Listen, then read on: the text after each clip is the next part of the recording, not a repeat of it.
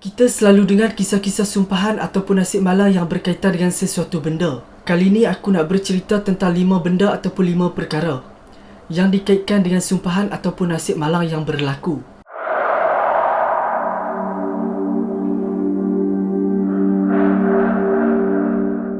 Patung Dewi Maut. Patung ni digelar sebagai patung Dewi atau wanita dari Lem. Patung ni adalah patung yang diukir pada batu kapur, ditemui di Lem, Cyprus pada tahun 1878. Dipercayai mewakili seorang dewi yang melambangkan kesuburan. Patung ni dikatakan dimiliki sekurang-kurangnya oleh 4 keluarga, yang mana semuanya menimpa nasib malang. Pemilik pertama patung ni bernama Lord Elephant.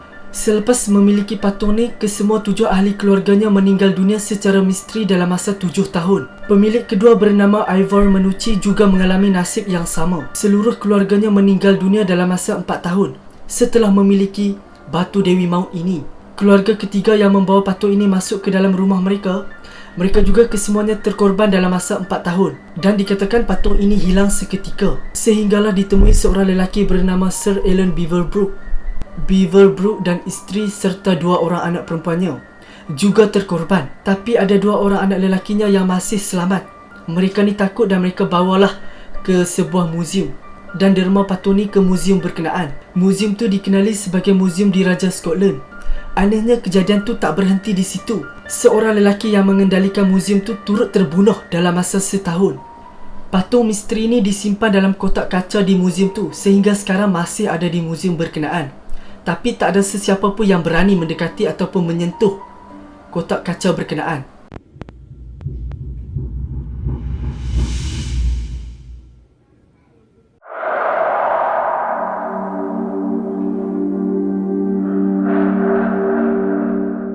Gaun pengantin Anna Baker. Gaun pengantin yang dikatakan berhantu dan mengganggu. Ceritanya pada 1849, seorang gadis bernama Anna Baker dari kalangan orang kaya raya jatuh cinta dengan seorang lelaki miskin ataupun kita boleh katakan tak setaraf lah. Lelaki ni bekerja dengan bapa Anna dan cinta mereka tidak direstui. Setelah dapat tahu yang Anna ni bercinta dengan pekerja dia, bapa Anna ni menghalau lelaki tersebut. Disebabkan bapanya menghalang dia untuk berkahwin dengan lelaki berkenaan, Anna ni bersumpah dia takkan kahwin dengan sesiapa pun sampai dia mati. Setelah sekian lama bapa dia mati, so dia rasa bebas lah. Bila dia rasa bebas, dia pun carilah lelaki ni balik. Tapi bila dia jumpa lelaki tu, rupa-rupanya lelaki tu pun dah berkahwin. Anna ni terasa amat kecewa ataupun sakit hati lah. Sakit hati yang teramat sangat kerana cintanya dihalang oleh bapanya dan peluang dia untuk bersama lelaki tu musnah. Walaupun ayah dia dah mati, dia tetap tak dapat bersama dengan lelaki tu sebab lelaki tu sudah berkahwin. Anna ni kemudian jadi hilang arah. Dia tinggal berseorangan dalam rumah agam. Kata pembantu rumahnya, dia seolah-olah tidak menentu. Kadang-kadang dia menari dan bersendirian seolah-olah orang gila lah. Dia akan memakai baju pengantin dan menari-nari diiringi muzik sampailah dia mati. Rumah Baker ni dijadikan muzium. Baju pengantin tu disimpan rapi sampailah satu hari mereka buka dan letak dalam satu kotak kaca. Sejak baju tu diubah masuk ke dalam kotak kaca, pelbagai kejadian aneh dan misteri berlaku. Kotak kaca tu akan bergoncang jika ada orang cuba sentuh ataupun cuba nak masuk. Seringkali pada waktu bulan penuh, orang akan ternampak baju tu menari-nari sendiri serta ternampak kelibat roh seorang wanita bersama baju berkenaan, sehinggakan orang ramai takut untuk mendekati kotak kaca gaun pengantin tu kerana dikatakan ada sumpahan dari roh Anna Baker.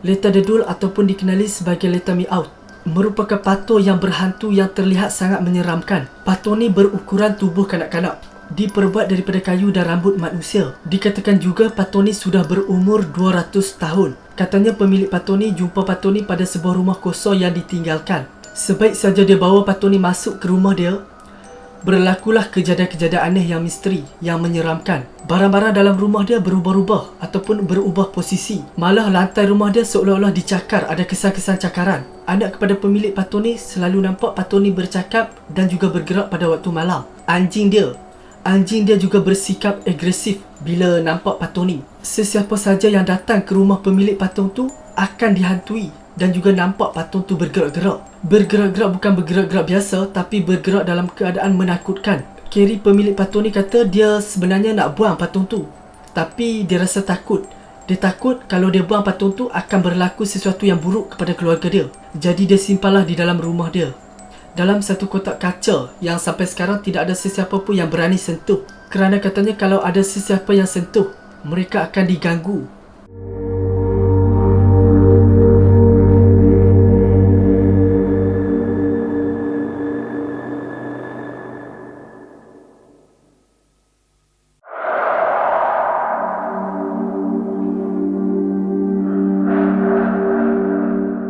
Kerusi maut, yang dikatakan sesiapa sahaja yang duduk di kerusi ini akan mengalami nasib malang. Secara misteri dan menyeramkan, dikatakan seorang penjenayah yang bakal menjalani hukuman mati. Permintaan terakhirnya adalah untuk makan di sebuah pub kegemarannya. Setelah dia habis makan, dia pun berkata, sesiapa yang berani duduk di kerusi ini akan mati serta-merta. Walaupun kerusi tu disumpah, kerusi tu tetap berada di pub tu selama beberapa abad. Pengunjung dekat situ tak beranilah duduk dekat kerusi tu, tapi mereka mencabarlah sesiapa yang berani duduk dekat situ. Semasa Perang Dunia Kedua, anggota tentera sering berkunjung ke pub berkenaan dan mereka duduk di kerusi tu. Mereka dikatakan tidak pernah pulang dari medan perang. Ada juga tentera udara yang duduk di kerusi tu, kemudiannya meninggal dunia kerana truk yang mereka naiki terbabas. Seorang tukang simen yang duduk di kerusi tu pun turut menerima nasib malang apabila dia terjatuh ke dalam lubang di tempat kerjanya pada hari yang sama dia duduk di kerusi tu, disebabkan terlalu banyak mangsa yang terkorban. Pemilik pub ni pun cubalah untuk ubah kerusi tu masuk ke bilik bawah tanah sebab dia tak nak lagi ada mangsa lain. Walaupun kerusi tu di bilik bawah tanah, kerusi tu tetap membawa maut kepada seorang lelaki yang melepaskan penat duduk di kerusi tu selepas dia bawa barang masuk ke dalam bilik bawah tanah. Lelaki tu dikatakan terbunuh dalam kemalangan jalan raya pada hari yang sama. Selepas pada kejadian tu, pemilik pub tu pun dermakan kerusi tu kepada muzium tempatan. Dalam muzium tu, kerusi tu digantung supaya tidak ada lagi orang yang duduk lah, sebab tak nak lagi ada mangsa lain. Sejak dari tu, tidak ada sesiapa yang berani duduk ataupun mendekati kerusi tu.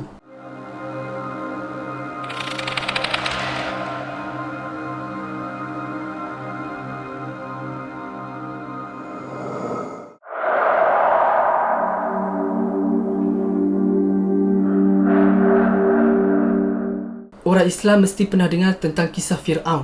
Aku bukanlah nak cerita tentang siapa Fir'aun, tapi aku nak cerita tentang sumpahannya yang menjadi perdebatan para saintis dan juga para ilmuwan. Barang siapa yang menyentuh makamku, dia akan menjadi makanan buaya, kuda nil dan singa. Itulah sumpahan yang terpahat di makam yang menguburkan jasad Fir'aun di Mesir. Cerita sumpahan tu berlarutan bila berlaku kematian yang misteri di kalangan ahli arkeologi dan pihak berkaitan, terutama pihak yang terbabit dalam membongkarkan makam Raja Fir'aun. Sumpahan makam Raja Tut ni dikatakan boleh terkena sesiapa saja yang mengganggu ataupun membongkar lokasi persemadiannya. Makamnya dikatakan ditemui oleh ahli arkeologi pada 1922 yang diketuai oleh Howard Carter. Makam Raja Tut ni dikatakan paling sempurna daripada makam-makam lain. Mereka yang menemui makam dia gembiralah sebab ingat mereka akan jadi kaya kan. Tapi kegembiraan mereka tu hanyalah sementara bila kejadian-kejadian ngeri dan seram satu persatu menghantui mereka, dan mereka beranggapan membongkarkan makam Raja Tut ni adalah satu kesilapan besar. Seorang penaja ekspedisi ahli arkeologi tu maut secara misteri pada 4 April 1923, kira-kira 2 bulan selepas perasmian makam tu di sebuah hotel di Mesir. Malah anjing dia pun turut mati. Burung kenari milik ahli arkeologi bernama Carter ni mati ditelan oleh seekor ular ketika dia bawa burung tu ke perasmian makam berkenaan. Ular yang telan burung tu dikatakan ada kaitan dengan perhiasan Fir'aun di kepalanya. 5 tahun setelah penemuan mumia Raja Tut, seorang lelaki yang membuat kajian tentang penemuan harta karun dan juga barang-barang antik yang ditemui di makam Raja Tut dikatakan meninggal dunia tanpa sebab di hotel yang sama. Pada 1972, Dr. Gamal Mehres, seorang pengurus barangan antik di Mesir, mati secara misteri sehari sebelum barangan antik yang ditemui di makam tersebut dibawa ke England.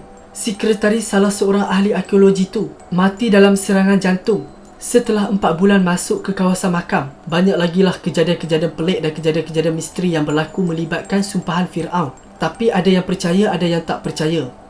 Perkara ni sehingga menyebabkan perdebatan antara para saintis dan juga ilmuwan atas apa yang berlaku kepada mangsa-mangsa yang dikaitkan dengan sumpahan Fir'aun. Mereka ni semua ada kaitan dengan penemuan makam berkenaan. Itulah antara benda ataupun perkara yang berhantu dan misteri yang melibatkan sumpahan. Sebagai orang Islam, kita tak bolehlah percaya bulat-bulat sebab kematian ni melibatkan ajal. Kalau dah sampai ajal, kita akan mati. Mungkin apa yang berlaku tu adalah kebetulan dan takdir. Mereka mati dalam keadaan macam tu. Jika anda suka, bolehlah subscribe dan jumpa lagi di video seterusnya.